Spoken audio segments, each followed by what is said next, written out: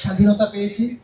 শহীদদের আত্মত্যাগ ও জুলাই আন্দোলনের স্মৃতি মানুষের কাছে তুলে ধরতে শিবিরের রক্তাক্ষরে জুলাই শীর্ষক প্রদর্শনীতে অনুষ্ঠিত হয় শহীদগাথা অনুষ্ঠান। এতে উপস্থিত ছিলেন শহীদ জাবের ইব্রাহিমের বাবা কবির হোসেন, শহীদ আনাসের বাবা, মা এবং নেত্রকোনা ৫ আসনের সংসদ সদস্য মাসুম মোস্তফা সহ ঢাকা বিশ্ববিদ্যালয়ের ইসলামী ছাত্র শিবিরের নেতৃবৃন্দ। অনুষ্ঠানের শুরুতেই পাঠ করা হয় শহীদ আনাসের একটি চিঠি, যে চিঠি তিনি লিখে আন্দোলনে গিয়েছিলেন।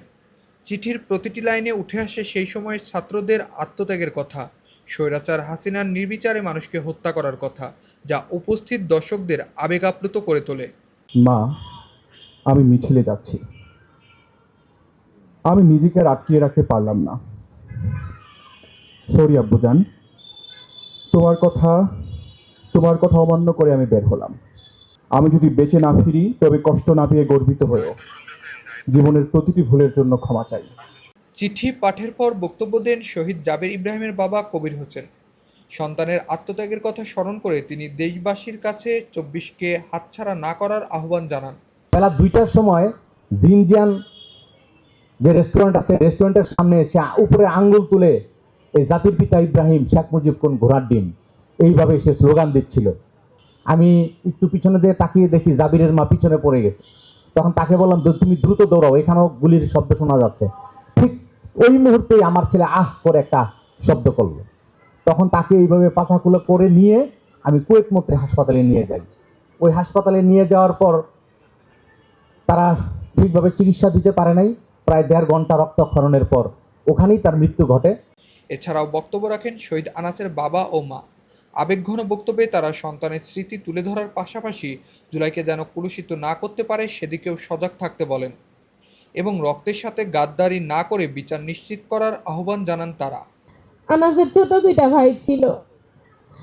আনাস তাদেরকে ঘরে রেখে অদেখা ভাইদের জন্য বের হয়ে গেছে, যে তাদের ভাইদেরকে রক্তাক্ত করা হচ্ছে, তাদের ভাইরা কাপড় মাথায় বেঁধে সংগ্রামে অংশ নিচ্ছে, তো ও কেন ঘরে বসে থাকবে?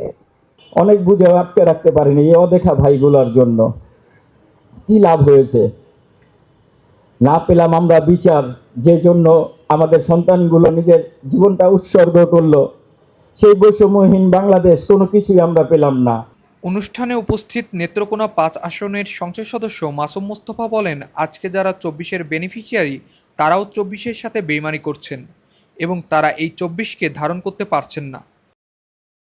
তারা ২৪কে ধারণ করতে পারছেন না, মুখে মুখে ২৪কে ধারণ করছেন, হৃদয়ে ২৪কে তারা ধারণ করতে পারেন নাই।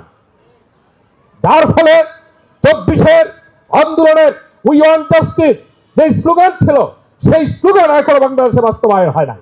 শহীদদের স্মৃতি সংরক্ষণ এবং জুলাইয়ের ঘটনাপ্রবাহ দেশবাসীর কাছে পৌঁছে দিতেই এমন আয়োজন বলে জানিয়েছেন আয়োজকরা। তারা বাংলাদেশ সরকারের নিকট জুলাই হত্যাকাণ্ডের বিচারের দাবিও করেন। তাদের প্রত্যাশা, শহীদদের আত্মত্যাগ ও আদর্শ ভবিষ্যৎ প্রজন্মকে দেশপ্রেম ও দায়িত্ববোধে আরও অনুপ্রাণিত করবে। মুসাব্বির আল নাফিজ, আপডেট শিরোনাম।